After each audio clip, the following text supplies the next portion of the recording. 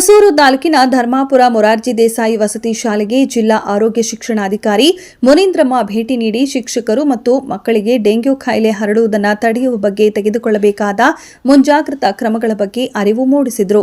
ಹುಣಸೂರಿನ ತಾಲೂಕು ಆರೋಗ್ಯ ಶಿಕ್ಷಣಾಧಿಕಾರಿ ರಾಜೇಶ್ವರಿ ಅವರೊಂದಿಗೆ ಧರ್ಮಾಪುರ ಮೊರಾರ್ಜಿ ದೇಸಾಯಿ ವಸತಿ ಶಾಲೆಗೆ ಭೇಟಿ ನೀಡಿದ ಅವರು ವಸತಿ ಗೃಹದ ಒಳಾಂಗಣ ಮತ್ತು ಹೊರಾಂಗಣ ಪರಿಶೀಲಿಸಿ ಲಾರ್ವಾಗಳ ಉತ್ಪತ್ತಿ ಮಾಡುವ ಸ್ಥಳಗಳನ್ನು ಪಾಲಕರಿಗೆ ತೋರಿಸಿ ಅರಿವು ಮೂಡಿಸುವುದಲ್ಲದೆ ಅವರು ಉಪಾಧ್ಯಾಯರಿಗೆ, ವಿದ್ಯಾರ್ಥಿಗಳಿಗೆ, ಅಡುಗೆ ಸಹಾಯಕರಿಗೆ ವಸತಿ ಗೃಹದ ಸುತ್ತಲೂ ಸ್ವಚ್ಛತೆ ಮಾಡುವುದರ ಬಗ್ಗೆ ಮಾಹಿತಿ ನೀಡಿದರು.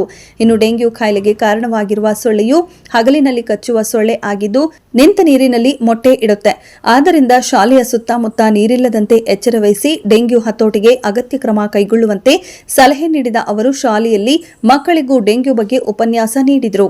ಇನ್ನು ಈ ಮಳೆಗಾಲದ ಸಮಯದಲ್ಲಿ ಎಲ್ಲರಂದಲ್ಲಿ ನೀರು ನಿಲ್ಲುವ ಕಾರಣ ಸೊಳ್ಳೆಗಳು ಉತ್ಪತ್ತಿಯಾಗುವ ಸಂದರ್ಭವಿದ್ದು ಆದ್ದರಿಂದ ಶಾಲೆಯ ಸುತ್ತಲೂ ನೀರು ನಿಲ್ಲದಂತೆ ಎಚ್ಚರ ವಹಿಸಿ, ಜೊತೆಗೆ ಮಕ್ಕಳಲ್ಲಿ ರೋಗ ನಿರೋಧಕ ಶಕ್ತಿ ಕಡಿಮೆ ಇರುವುದರಿಂದ ಬೇಗನೆ ಕಾಯಿಲೆ ತಗುಲುವ ಸಾಧ್ಯತೆ ಇದೆ. ಯಾವುದೇ ಸಣ್ಣ ಜ್ವರ ಬಂದರೂ ನಿರ್ಲಕ್ಷಿಸದೆ ವೈದ್ಯರನ್ನ ಸಂಪರ್ಕಿಸಿ ಎಂದರು. ಇನ್ನು ಈ ಸಂದರ್ಭದಲ್ಲಿ ಶಾಲೆಯ ಪ್ರಾಂಶುಪಾಲ ವಿ ದೇವರಾಜ್, ವಾರ್ಡನ್ ವಿಜಯ್, ಸಮೃದ್ಧಿ ಟ್ರಸ್ಟ್ನ ಮಂಜುನಾಥ್ ಸೇರಿದಂತೆ ಎಲ್ಲ ಶಿಕ್ಷಕರು ಹಾಜರಿದ್ದರು.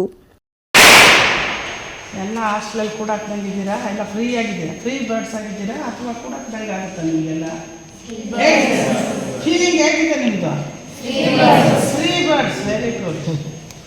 ಈಗ ಈ ದಿನದ ಒಂದು ಟಾಪಿಕ್ ಏನಪ್ಪ ಅಂದರೆ ಡೆಂಗ್ಯೂ ಬಗ್ಗೆ ನಾವು ವಿಚಾರ ತಿಳ್ಕೊಳ್ಳಬೇಕು. ಕೇಳಿದ್ದೀರಾ ಡೆಂಗ್ಯೂ ಜ್ವರ ಹೇಗೆ ಬರುತ್ತೆ ಅಂತ? ಹೇಗೆ ಬರುತ್ತೆ ಡೆಂಗ್ಯೂ ಜ್ವರ? ಯಾರು ಹೇಳ್ತೀರಾ? ಯಾರು ಒಬ್ಬರು ಕೈ ಎತ್ತಿ. ಏನು ತಿಳ್ಕೊಂಡಿದ್ದೀರಾ ಅನ್ನೋದು ನೋಡೋಣ. ಯಾರು ಹೇಳ್ತೀರಾ? ಕೈ ಎತ್ತಿ. ಡೆಂಗ್ಯೂ ಜ್ವರ ಹೇಗೆ ಬರುತ್ತೆ? ಡೆಂಗ್ಯೂ ಜ್ವರ ಅಂತ ಏನು? ಎಲ್ಲ ಕಡೆ ಡೆಂಗ್ಯೂಯಿಂದ ಅವ್ರು ಸತ್ತೋದ್ರು, ಇವ್ರು ಸತ್ತೋದ್ರು ಎಲ್ಲ ನ್ಯೂಸ್ ಕೇಳ್ತಾ ಇದ್ದೀರಾ? ಟಿ ವಿ ನೋಡ್ತಾ ಇದ್ದೀರಾ? ಇಲ್ಲಿ ಟಿ ವಿ ಎಲ್ಲ ನೋಡ್ತಾ ಇದ್ದೀರಲ್ವಾ? ಓಕೆ, ಡೆಂಗ್ಯೂ ಜ್ವರ ಏನು ಅಂದರೆ ಯಾರು ಒಬ್ರು ಹೇಳಿಯಪ್ಪ. ಏನು ಎಲ್ಲರೂ ಸೊಳ್ಳೆಯಿಂದ ಅಂತ ಹೇಳ್ತಾ ಇದ್ರೆ ಹೇಳಕ್ಕೇನಿಲ್ಲ, ಹೇಳ್ಬೇಕು. ಮೇಡಮ್ ಏನು ಸುಮ್ಮನೆ ಏನು ಚಾರ್ಜ್ ಮಾಡ್ತಿದೀವ ನಿಮಗೆ? ಹೇಳಕ್ಕೆ ರೆಡಿ ಇಲ್ವಾ ಯಾರು?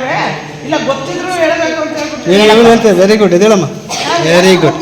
ಏನು ಆನ್ಸರ್ ಇದೆ ನೋಡೋಣ. ಸೊಳ್ಳೆಗಳಿಂದ ಬರುತ್ತಾ? ಯಾವ ಸೊಳ್ಳೆ? ಅಲ್ಲಿ ನೋಡ್ತಾ ಇದ್ದೀರಾ? ಸೊಳ್ಳೆ ಹೆಸರೇನು? ಬ್ಯಾನರ್ ನೋಡ್ತಾ ಇದ್ದೀರಾ? ಸೊಳ್ಳೆ ಚಿತ್ರ ಆಯ್ತಲ್ಲ, ಅದಕ್ಕೆ. Okay, very good, very good. ಕುತ್ಕಮ್ಮ.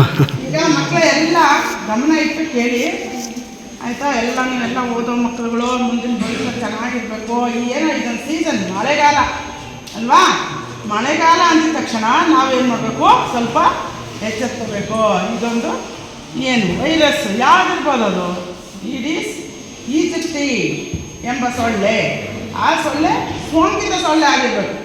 ಆ ಸೋಂಕಿತ ಸೊಳ್ಳೆ ಒಬ್ಬರನ್ನ ಕಚ್ಚಿ ಇನ್ನೊಬ್ಬರಿಂದ ಅದು ಏನಾಗುತ್ತೆ? ಈ ಒಂದು ಡೆಂಗ್ಯೂ ಜ್ವರಗಳು ಕಾಣಿಸ್ಕೊಳ್ತಾ ಇರ್ತದೆ.